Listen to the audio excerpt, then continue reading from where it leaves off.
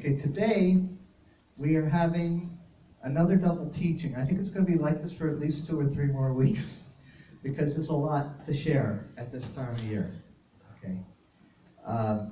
Today's portion, or this week's portion, there's a portion allotted for each week. This week is VAI'YETZE. So let's see if we can all say that. VAI'YETZE. VAI'YETZE. Yes, and it actually means to go out, to come out. When Yaakov departed, okay, that's what it means, departed, to go out. Okay, and we're going to have a review of it, of this portion, and then go right into the next thing that we're going to cover today, which is the origins of Christmas number 2. Okay? So I would go to the last page, or if you can follow along, it's going to be on the last couple of pages that I'm going to be sharing about. Okay? One thing that's very interesting about this portion is it starts with an encounter with God and it ends with an encounter with God. There is supernatural all over this portion. Okay? And it actually started with last week's portion. Actually, no, it starts at the end. At the end of this portion. And the beginning. The beginning, Yaakov is running from his brother. From his brother Esau. Or today we would call him, or some call him Esau in the English. It's actually Edom or Rome. Rome came from Esau. Okay? So he's running from Rome. Because actually he's not running technically. His parents told him to go there, get a wife, go to his family. Go to her family. His mom told him to go to my family and stay with them until the anger in your brother subsides, because he comforts himself intending to kill you. Now Rome loves to comfort itself, intended to kill the Jews and kill Israel. The spirit of Rome is now operating fully in the spirit of Islam. Okay, and Islam really was born out of Rome, on the eastern leg of Rome. Okay, so I'm giving you the review here, bottom of page 10, and then we're going to go work our way back a little bit. Okay, so VAI'YETZE starts and ends with an encounter. When Yaakov, or Jacob, is going to Haran as per his parents' counsel, first he has an encounter with God at Mount Moriah, where Abraham nearly offered up Isaac and where the future temples would be. Now let me explain. When God told Abraham to go to a mountain and offer up your son, Yitzchak, that was a major event in the history of Israel. It's called the Akedah, the binding of Isaac, and it fully represents the Messiah in that story. I'm not going to review that story for you right now. Okay? But it was such a major event that something happened to Yitzchak, Isaac, on that mountain, and he didn't come back with his father. He had an encounter on that mountain. And there is no doubt in my mind that Yitzchak told his children, both Esau and Yaakov, about this encounter, about what happened upon that mountain. So when Jacob began to leave, he was leaving home, and he was leaving all the security, everything he had known. So he felt like, I need to go up and have an encounter with God at that mountain.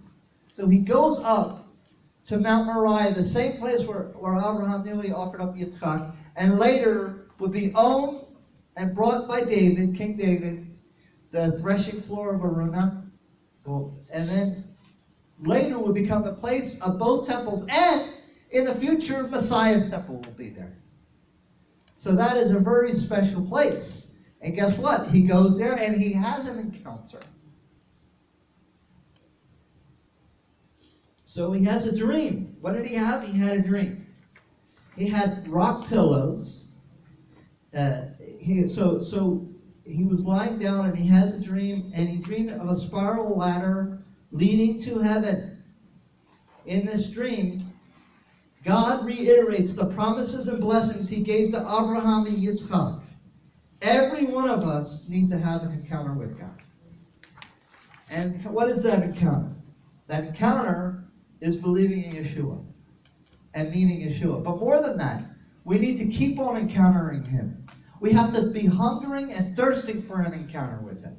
We want the cloud of his presence to come down. We always talk about Anan. The name of the band is Anan Am. It means the cloud, the people cloud, the cloud for the people. Is that right? The people of the cloud. The people of the cloud. We are the people of the cloud.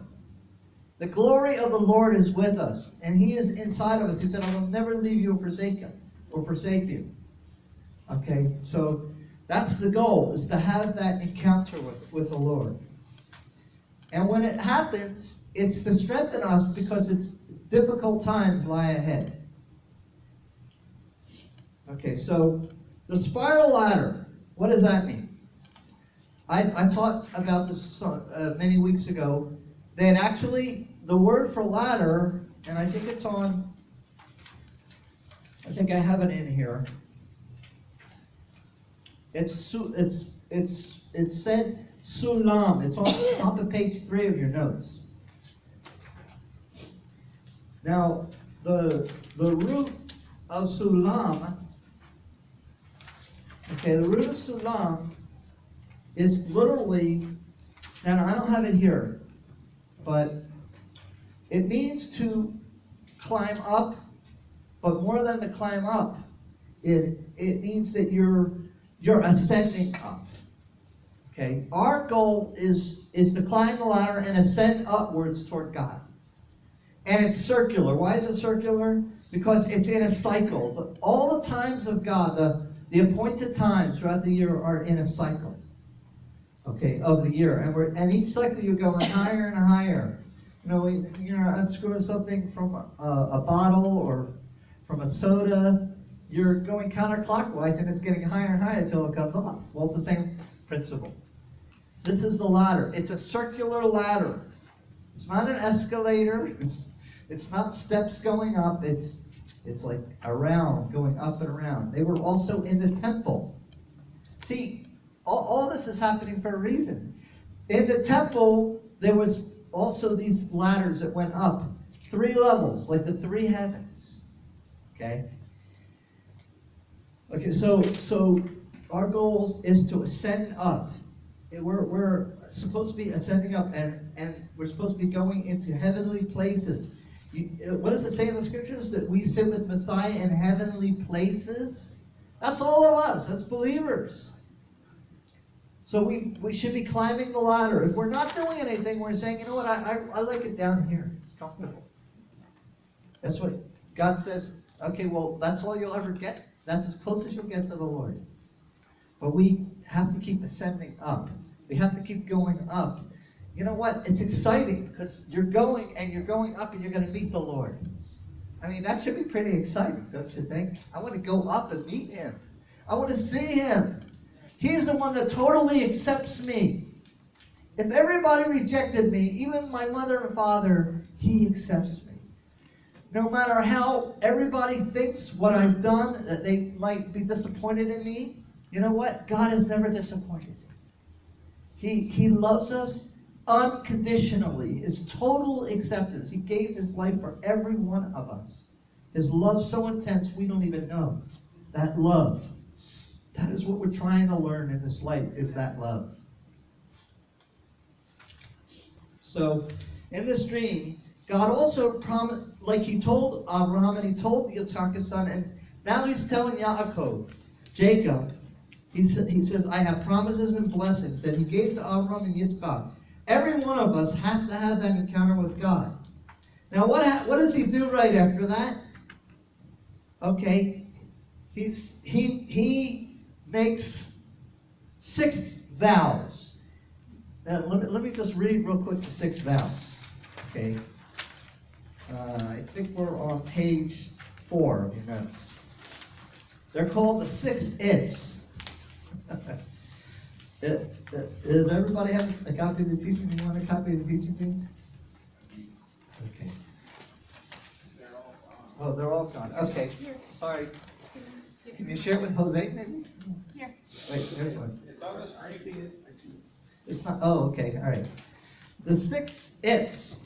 If Elohim will be with me, and I equate that to intimacy, he will guard me on this way that I'm going. In other words, watch over me, teach me his ways, and he will give me bread to eat Torah, which is the word that is bread from heaven, and clothes to wear, that he be my covering, my safety, my salvation. I will return in peace to the house of my father, peace within that passes all understanding, and Jehovah will be to me God. He will always be my God. Only him will I worship. In verse 22, Yaakov of chapter 28, Genesis, Yaakov said, if these 6 things is done for me, then this stone which I have set up as a monument shall become the house of God, and all that you give me, tithe it I shall repeatedly to you. In other words, he took the stones of his pillow that he had, where he slept, he built it into a monument, and he poured oil on it, and he anointed it. The word for anointing is Mashiach, Messiah. He said, this is Messiah, this monument, and I will worship him. And he will be my God. Okay, this is a testimony of it. Yeshua makes a way for us to have a relationship with the Father. Stone. What does the stones have to do with Mashiach? We know the anointed one. He is the anointed one. But what does stone mean? In Hebrew, it's the word Evan. Josh, can you turn to that word Evan? It's in there somewhere, I think. Let me see if we can find the page. It's on maybe the first page. It's on the bottom of the first page. Oh, there it is. Okay. Got it. It's an aleph, a bet, and a nun. If you just take the aleph and the bet, av or ev, it means father. If you take the bet and the nun, it means son. The father and the son is in the stone. Okay. Sometimes a stone is a different word. But in this place, it's the word Evan, the Father and the Son. He built up a monument of the Father and the Son and anoints it, and Mashiach it, puts Messiah on it, so Messiah gives us a way for us to get to the Father. Even that is told, even on that mountain. And God will never forget that. He says that when he's coming back. He says it. He says that I remember the monument you made. Okay, but anyhow, so he anoints the rock. Yeshua is the rock, by the way. There's lots of scriptures that says he was the rock that traveled with him, that traveled with Israel in the wilderness. Okay, and it says here, he makes a 6-pointed vow upon the monument, and he calls the place the house of God for its future meaning. Okay, he then goes off to Haran to his mom's brother. He works 14 years for 2 wives, Leah and Rachel. He also had 2 wives among their helpmate, which is Bilhah and I'm missing one. Bilhah, Zilpah. Thank you, Zilpah. Though he only wanted Rachel, and he served another 6 years for Laban's flock. So 20 years he serves, like 2,000 years. During this time, he's building the house of Israel. Okay, and this brings us to Genesis 31. Look on page 9.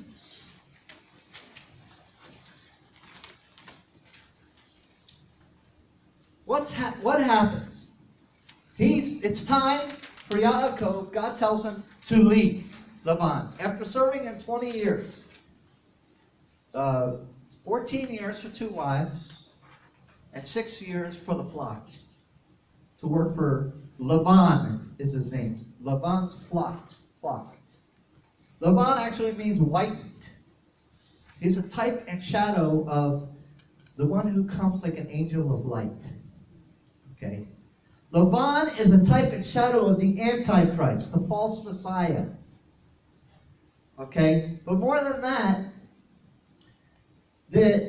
something is happening here. There's coming a time of an exodus. The exodus out of his father-in-law. No, not his father-in-law. Yeah, his father-in-law, who is like a false Messiah. So he's leaving with all his family, with all of his flocks, and what happens? His father-in-law chases after him to kill him, and God stops him. What happened when Israel left Egypt? Egypt went after them. Now, God warned Laban, if you say anything bad or good, I'm going to take your life. So basically, this is a type and shadow. When did this happen?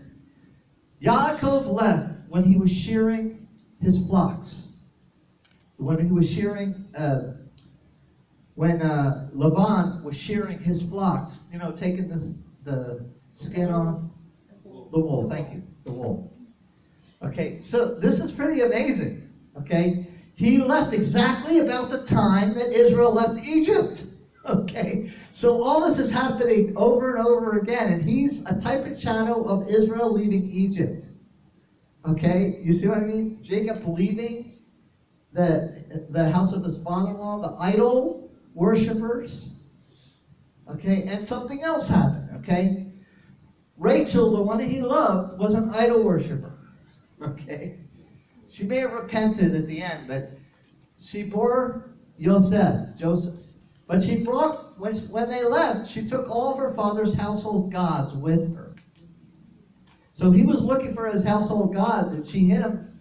She sat on a box or something, covered it up, that had all the household gods. So when Jacob says, I don't know about your household gods, whoever has it, may that person die.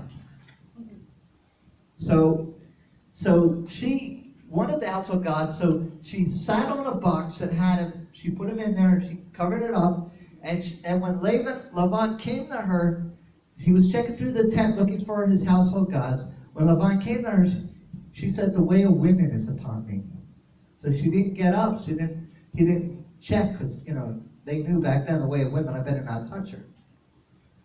Okay, Israel, when they left Egypt, they had a lot of the gods of Egypt with them. They had a problem with some idolatry. They were in Egypt a long time. They were in Egypt 230 years. Very similar. 20 years, 230 years. There's two. Symbolic of 2,000 years of captivity. Israel, 2,000 years of captivity in the nations, and then they come back. Okay, so this is happening over and over again.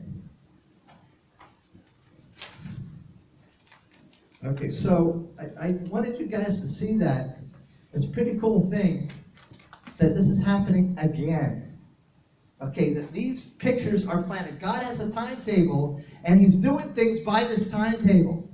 During the season of Passover, he's trying to get rid of the idols inside of us. He's giving us the way of freedom. It's called the season of freedom. So these things happen at certain times for a reason. And he might be giving us a freedom in something we're bound up in at that time. So, think about it like that. During the season of freedom. But we're not in a season of freedom right now. We're in a season of warfare. So let's go to the other subject for today. If you want to study more about today's portion, I gave you the notes for you to study. Okay. Number 2. Now we're going into the origins of Christmas 2. I call it the details. Okay. Let's look at Jeremiah 10, 1-16.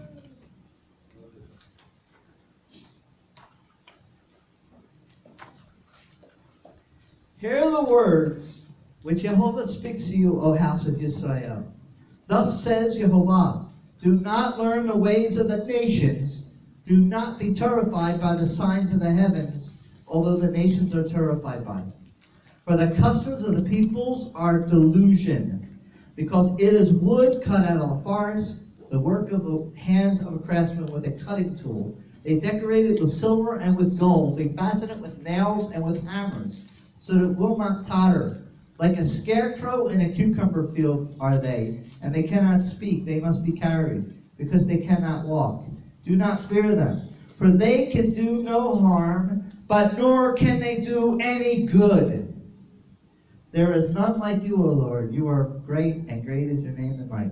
So right away, what do we get? A Maccabee. Okay. The word for Maccabee comes from Mi chamocha ve'elim Adonai, who is like you, O Lord. The first letter off of that is the word Maccabee, hammer. And you're going to hear in the next couple of weeks about the Maccabees. They had to stand up against the Greeks. What's going on? This is where I need you. Now. Okay. So, what is this talking about? This is not talking about a Christmas tree. Okay? This is not talking about a Christmas tree. This is the origin of where a Christmas tree comes from. This was an idol that they would cut out and decorate it with silver and gold. This is not a Christmas tree that we have today. Today is now, after so many years, what it's become from being an idol. Okay? Now he said, do not be like the Gentiles. Although this activity has specifically to do with idolatry and not speaking about a Christmas tree. This is the roots of what later would be called the Christmas tree. The history of Christmas trees goes back to the symbolic use of evergreens. So we've talked about evergreens last week. Why is it called evergreen? Because it's forever green. It stays green throughout the whole year in the winter, and in the summer, it's always green. Okay? The history of Christmas trees goes back to its symbolic use of evergreens in ancient Egypt and Rome, and continues with the German tradition of candlelit Christmas trees first brought to America in the 1800s.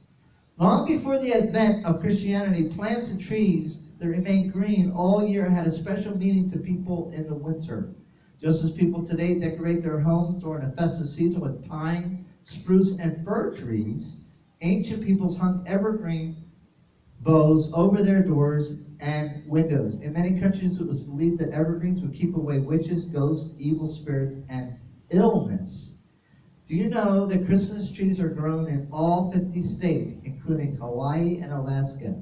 In the Northern Hemisphere, the shortest day and longest night of the year falls on December 21st or the 22nd, and it's called the winter solstice.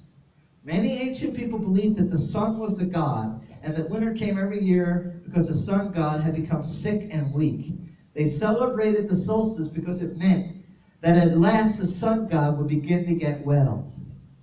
Evergreen boughs reminded them of all the green plants that would grow again when the sun god was strong and summer would return.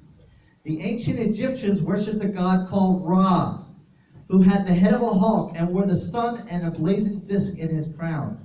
At the solstice, when Ra began to recover from his illness, the Egyptians filled their homes with green palm rushes, which symbolized for them the triumph of life over death. Early Romans marked the solstice with a feast called Saturnalia in honor of Saturn, the god of agriculture. Romans knew that the solstice meant that soon farms and orchards would be green and fruitful. To mark the occasion, they decorated their homes and temples with evergreen boughs. Okay, in Northern Europe, the mysterious Druids, the priests of the ancient Celts, decorated their temples with evergreen boughs as a symbol of everlasting life. The fierce Vikings of Scandinavia thought that evergreens were the special plant of the sun god, Balder. Now I'm going to say something that's really strong, okay? It's in bold. I'm going to say it once and I'm not going to repeat it.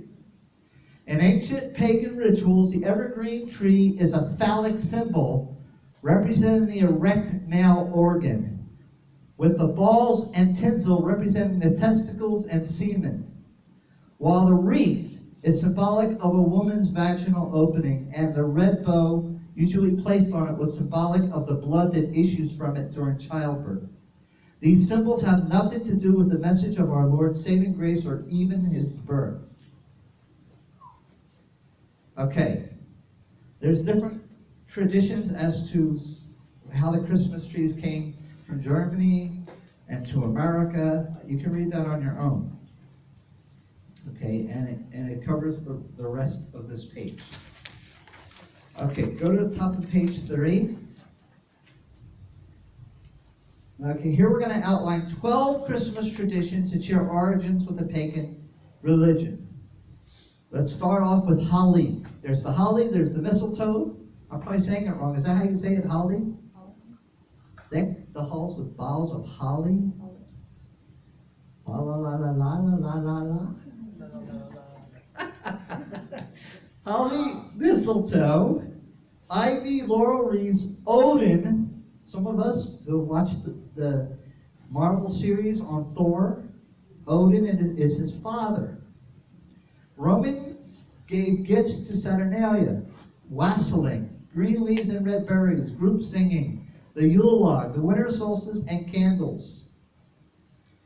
Okay, there's disagreements and compromise around religious beliefs. The early Christian church tried very hard to ban pagan customs and encourage its converts to follow Messiah, but the people were not to be convinced. Winter was a dark and depressing time, and they were keen to keep their winter solstice activities. Eventually, the church realized that they couldn't ban all festivities, so they provided their followers with an alternative option, a festival that honored the birth of Yeshua HaMashiach, Jesus Christ, that eventually gave us the pagan originating Christmas traditions that many to most believers celebrate today.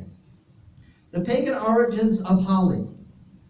In Roman mythology, holly was a sacred plant of the god Saturn, and to honor him at the Saturnalia festival, the Romans gave each other gifts of holy wreaths. Josh, do you have the picture? Can you bring that up? Go to the first picture. No, up to number 1. Stay in that. If I didn't have a picture there, then just forget the picture. Wait, hold on. I don't think I have a picture for the first one. Yeah, you don't. Okay, all right, just leave it alone there. Okay, when Christians began to celebrate the birth of Jesus, they risked being persecuted for their new religion, and to avoid detection, they would place holy wreaths in their houses. As far as passerbys were concerned, they were celebrating Saturnalia, not Christmas. Okay, the increasing popularity of Christmas. Gradually, Christian popularity increased. Their customs became commonplace, and holly lost its links to paganism and became a traditional symbol of Christmas. Over the centuries, holly has become a symbol of peace and joy, and people often settle disputes under a holly tree. In Germany, a sprig of holly that was used in church decoration is believed to protect homes from lightning. And in England, farmers decorated their beehives with holly because they believed that at the first Christmas, bees hummed in honor of the baby Jesus. These beliefs all contributed toward decking the halls with boughs of holly being popular at Christmas. The Druids' belief about mistletoe. Okay, now we have a mistletoe there, see? Okay, mistletoe was revered as a sacred plant by the Celts, the Norse, and the North American Native Americans. Druids believed that the mistletoe would protect against thunder and lightning. Priests would use a golden sickle to cut a piece of mistletoe from an oak tree, catching the branches before they reached the ground. The mistletoe would then be cut into small pieces and distributed among the people. Mistletoe is also recognized as a Druidic symbol of joy and peace. If enemies met each other underneath the woodland mistletoe, they were obliged to put down their weapons and form a truce until the following day, and this is where the custom of hanging a sprig ball of mistletoe from the ceiling and kissing under it originates from. Okay. The Roman god Bacchus wore ivy. Okay. In Roman times, ivy was a symbol of Bacchus, who was the god of wine and revelry. He wore it in his crown, and pagans believed ivy to be a symbol of eternal life. Unless it's poison ivy, that's a whole other thing. Because of the pagan connotations surrounding ivy, early Christians did not use ivy to decorate the inside of their churches, preferring to use it as an outdoor decoration. It also plays an important part in the traditional English Christmas, but is not so popular in the U.S. The popularity of the Christmas hymn, "The Holly and the Ivy," has helped ivy become synonymous with Christmas time. Okay. Number 4. Okay, you all recognize that one. There's one right there above the door. I think that's the only one right in here. There's also one above on the right in the other room. See that round thing? Okay. Okay. So, laurel and bay leaves were popular with the pagan Romans because the leaves were sacred to Apollo, the sun god. The ancient Romans used decorative wreaths made from laurel wreaths as a sign of victory, and it is believed that this is where the seasonal hanging of wreaths on doors came from.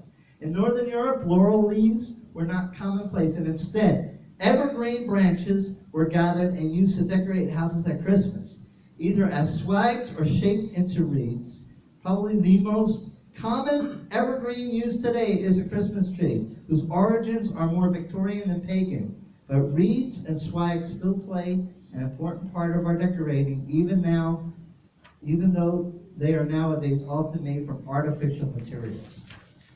Okay, now this is the one that might be a little tough. I heard a story on the news that some teacher had told the student that Santa Claus was not real, and they got fired because the parents got upset. Okay, how dare they tell my child that? Okay, let's talk about the pagan god Odin, or the other names he has. Despite the fact that our modern-day image of Father Christmas has largely been shaped by the 1930s Coca-Cola advertising campaign, he most definitely has pagan roots. Children all over the world are told that Father Christmas developed from St. Nicholas. But those people that follow paganism know there is more to the story than that. There was a pagan god named Odin, often depicted as a chubby old man with a white beard, who wore a long flowing cloak. It is therefore a combination of these two characters and the liberal sprinkling of Coca-Cola advertising that has resulted in who we now call Father Christmas or Santa Claus. There is much more worse paganism that is connected to the worship of gods and goddesses. Nimrod, Semiramis, Molech, Baal, Tammuz, which means to make perfect through fire, Tammuz. To make perfect through fire. Chronos, which is why we get the whole time thing between Christmas and New Year's. Chiun, Saturn, Mithras, Attis, Sol, Dionysus, Asherah, which is the queen of heaven, Father Time, and the Grim Reaper. This is really a god of fire that they destroyed their children upon. Heating up its arms, burning their children alive. Why do you think today's families bring their children to sit on the lap of Santa Claus? To ask the children what they want for Christmas. It seems innocent, fun, happy, something the kids look forward to until you know where it comes from. Bring up your children to sit on the lap of Santa. He's red, like the fiery red. That's what it's become, but that's what it used to be. Notice this cute quote from Paradise Lost by John Milton about the terrible god Moloch. First Moloch, horrid king, besmeared with blood of human sacrifices and parents' tears, though for the noise of drums and timbrels loud, their children cries unheard that pass through fire to this grim idol. Of course, everyone will say that they do not sacrifice their children to Moloch today. Have you considered that you might also be burning, even sacrificing your children today in a different way in practicing Christmas? While you may not be trying to sincerely focus on Messiah, while you may be trying to sincerely focus on Messiah, on Christ, parents reason that they owe the whole Christmas myth to their children. Christmas traditions are focused primarily on kids. Have you ever noticed that? On children. It's not an innocent thing, because it always was about children, always was about child sacrifice. But it's innocent now. And they are certainly the center of most of what happens. One person who kept 17 Christmases said this: "My older sister and younger brother and I were the recipients of much, and the givers of very little on that day. And it all started with Santa Claus, a Santa Claus lie. Some years ago, a priest in New Jersey told the Sunday school class that Santa was a myth. The outrage from parents and the supervisors was swift. He had killed Santa. He had destroyed family tradition. He had usurped family authority. The article continued. He was officially censured by his superiors for being overzealous and insensitive. His crime, he told the truth. That was his crime. According to Langer's Encyclopedia of World History, in an article about Santa, Santa was a common name for Nimrod throughout Asia Minor. This was also the same fire god who came down the chimneys of the ancient pagans, and the same fire god to whom infants were burned and eaten in human sacrifice among those who were once God's people. Today, Santa Claus comes from St. Nicholas. Washington Irving in 1809 is responsible for remaking the original Old Stern Bishop of the same name into a new jolly St. Nick. In his Knickerbocker History of New York, most of the rest of America's Christmas traditions are even more recent than this. Old Nick has long been recognized as a term for the devil. Remember that movie Little Nicky with Adam Sandler? He played the son of the devil. Okay, that's proof right there. Okay, in Revelation 2, 6, and 15, we read about the doctrine of the Nicolaitans, which Messiah twice tells his church he hates. Let's analyze the word Nicolaitan. It means followers of Nicholas. Nikos means conqueror, destroyer. Laos means people. Nicolaitans, then, are people who follow the conqueror or destroyer Nimrod. If you have believed that following Christmas is an innocent Christian custom, let the truth sink in. The Romans gave gifts on Saturnalia. The custom of giving presents on Christmas originated from Saturnalia, the Roman feast of Saturn. The gifts that the Romans gave to each other were small and given for luck. Luck, by the way, is short for Lucifer. Just let me know that. The humble beginning, or gift giving, was developed over the years and is now a multi-million-pound business, causing many people to say that the art of gift giving has been replaced by mass consumerism and greed. Looking further into this, is it scriptural to exchange gifts? Merchants regularly report that over 60% of their annual retail sales occur during the Christmas shopping season. Hey, you saw a few, what was it, last week, right after Thanksgiving, they had all the big sales and, all the cheap things, and people were knocking each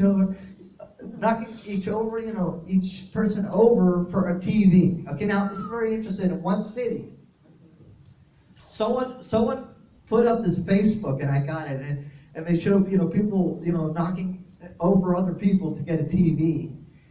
And they said, if this is what it's like with just a sale, can you imagine what it's going to be like when everybody's trying to get the last bottle of water? If something bad happens and they're all trying to get the last food or the last bottle of water, and they're killing each other over a TV, what are they going to do when it's food and water? And that's a good point. Something to think about. So let's where did exchange of gifts come from? Okay, it was believed it was from the three wise men. But what does God's word say about it? By the way, it wasn't three wise men. Okay, there are magi, and they came, and lots of people were with them. Lots of great leaders and kings. Okay, of the East. Now it's very interesting. Okay, but these magi came when Yeshua was at least 2 years old. It didn't happen at his birth. But, it's still all part of the same story. And didn't the gifts they bring, weren't they given by Jeremiah and to the kings or to the priests, the high priest, and then it was until the time of Jesus' birth, and these were the magi during that time? Oh, you're talking about Daniel, not Jeremiah. I think Daniel. Daniel? Was that in Daniel? Daniel was in charge of the magi, yes. But the gift giving, actually, the magi, that was separate from the three kings. Because then God knew that Joseph and Mary had to flee to Egypt. Right, And yeah. this, And that's it. That was given to them. That was given to them for them to go. But I'll talk about that a little more. It was already a tradition to bring those things. Yes, always the kings when they knew they were coming to the king of Israel. So they wanted to present a king. That's common. That was common that they did that. It was even common in the whole Middle East to give gifts to kings. Actually, they even show it. Ever seen the movie The Ten Commandments? Where they're bringing gifts to the Pharaoh? That's just a representation of bringing gifts to those in high power, favor, trying to get favor. Okay, but in this case, they were bringing it to the King of Kings, who they knew was the king. Okay, so the Bibliotheca Sacra, it's toward the bottom of page 6. The interchange and presence between friends is like characteristics of Christmas and a Saturnalia, and must have been adopted by Christians from the pagans as an admonition of Tertullian shows. Like in every other aspect of Christmas, the shocking truth is that even this supposed Christian custom does not come from the Bible. It is an irony that people love to believe that they are following the custom of the wise men giving to Messiah, when actually they are giving almost exclusively to each other. What hypocrisy! Messiah is completely forgotten. The Bible actually teaches that Christians should not keep birthdays. Numerous scriptures make this principle clear. However, what if you went to a birthday party that had been prepared for you and everybody gave gifts to each other and you were left out? Okay, so this idea is ridiculous. If this happened, you would say that people were being selfish and forgetting you. In fact, most people give to others on Christmas merely because they expect to receive gifts themselves. Now, you do represent, I have more here about this bit. Think about what they're going to do when they kill the two witnesses. They're going to give gifts to each other. It's going to be a big celebration. Okay, let's briefly return to the wise men. They were called magi, not just three men, who gave gifts to Messiah. The scripture describing this is in Matthew 2, 1-11. Okay, now when Yeshua was born, it's in your notes, in Beit Lechem, or the house of bread in Judea in the days of Herod the king, behold, there came wise men from the east of Jerusalem, saying, where is he who was born king of the Jews? And when they were to come to the house, they saw a young child with Mary his mother, and fell down and worshipped him. And when they had opened their treasures, they presented unto him gifts, gold, frankincense, and myrrh. That's why they get three, by the way, because they figured each king gave one gave the gold, one gave the frankincense, and one gave the myrrh. But they all gave those three to them. It was three gifts.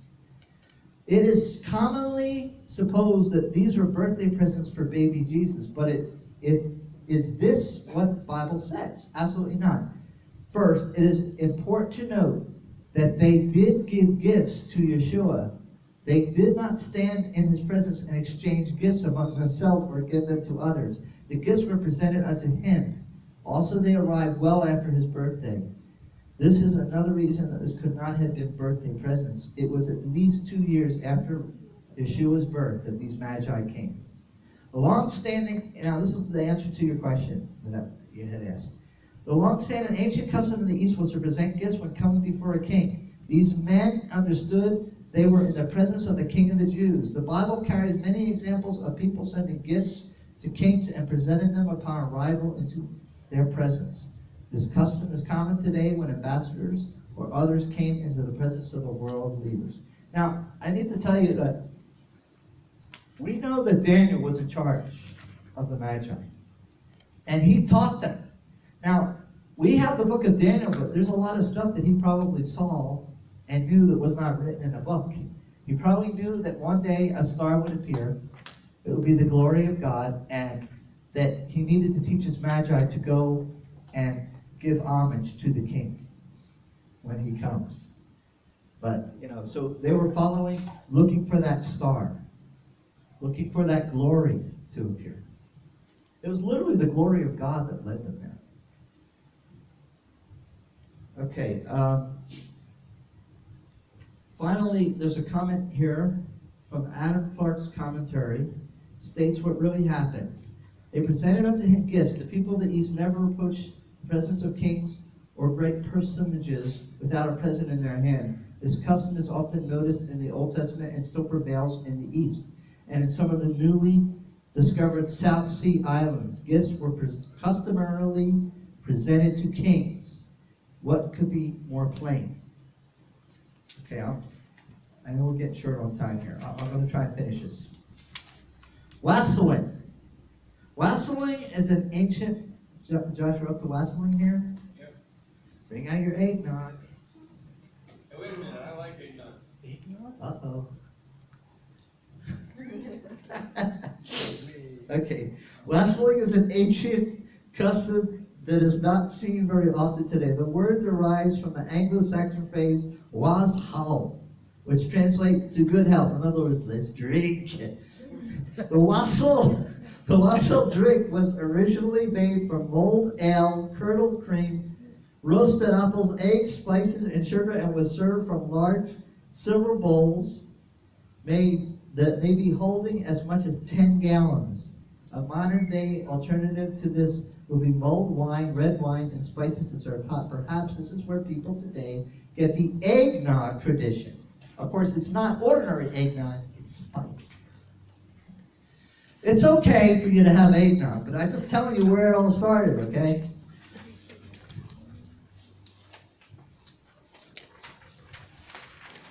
Actually, though, I don't think there's anything pagan about that. It's just a celebration.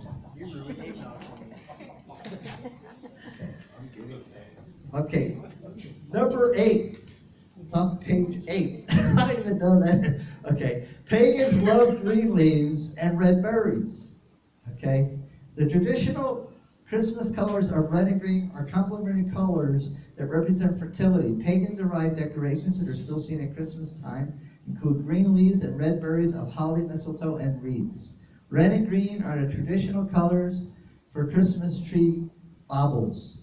But in recent years, many more colors have become available, often changing yearly with the latest fashions. In recent years, turquoise, pink, purple, and orange have been seen with the best dressed trees. And there is no doubt that the LGBTQ38567, whatever they're called, have rainbow wreaths now.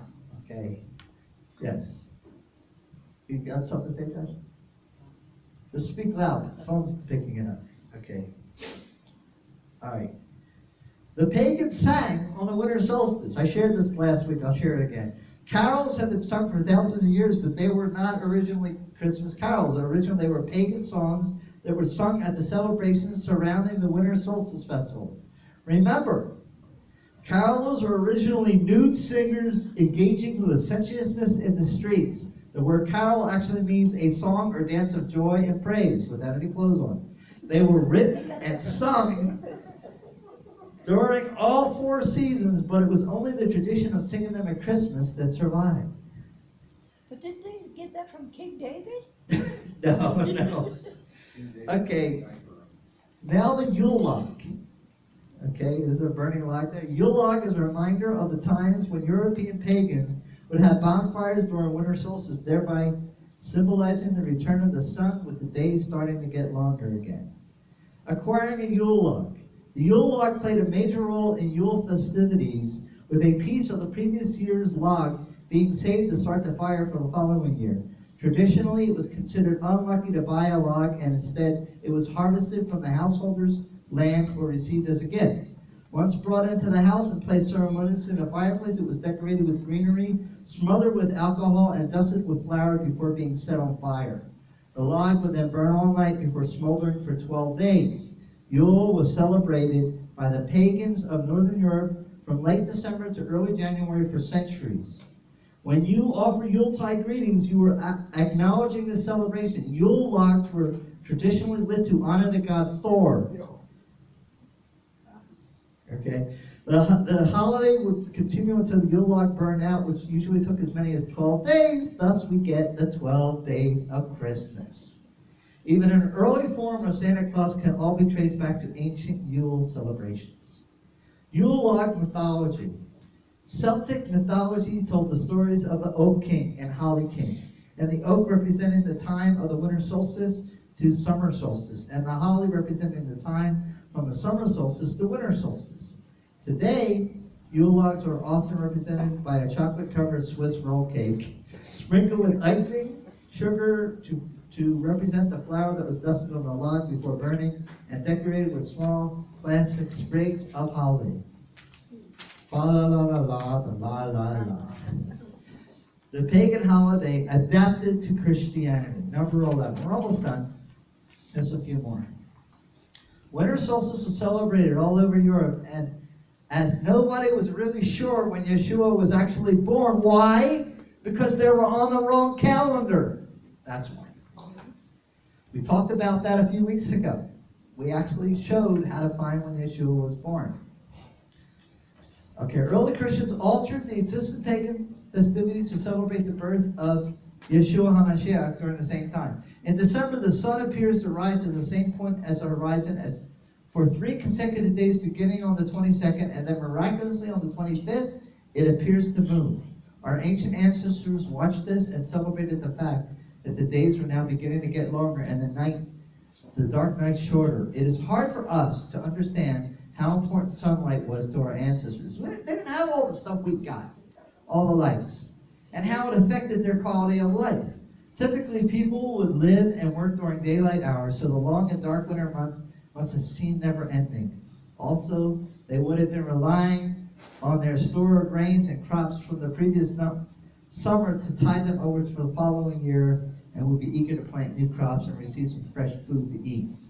Number 12, the candles were used during Saturnalia. Throughout history, candles have been used to ward off darkness and evil. The first use of candles in December was during the Roman Saturnalia festival, where tall tapers of wax were offered to Saturn as a symbol of his light and also given as a gift to guests. The pagans also used candles during the Yule festivities, with candlelight and bonfires being used to welcome the nights beginning to get lighter. As Christianity became more widespread, candles were put in the front of windows of houses in order to guide Jesus as he went from house to house on Christmas Eve. Okay, let me just clear up something. The candles of Hanukkah are not biblical. They came up with that. The Jews came up with that to keep the Jews' attention off of Christmas.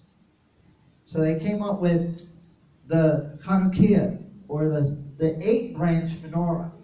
It is not biblical at all. It just is Jews trying to adapt to a world that was trying to tell them that they should celebrate Christmas. Now, it's no excuse, but they lost track as to what Hanukkah fully represented in the process, which has to do with Hanukkah itself. The word means rededication, and had to do with the rededication of the altar of God, which was destroyed by the Greeks who observed Christmas. Okay. Now, common birthday of the false gods. Now, this is not the full list, but all these gods have a birthday on the 25th of December. Horus. I'm not going to give you all the information. You can read it on your own. Buddha, Krishna, Zoroaster, Hercules, Mithra, Dionysus, Tammuz, Hermes, and Adonis all celebrate the birthday of their gods on December 25th. Why would Yeshua want to be even honored on that day? On a day when they would celebrate the birthdays of all these gods, these false gods. And this is just a small representation of how many. Most of them had their birthday on December 25th.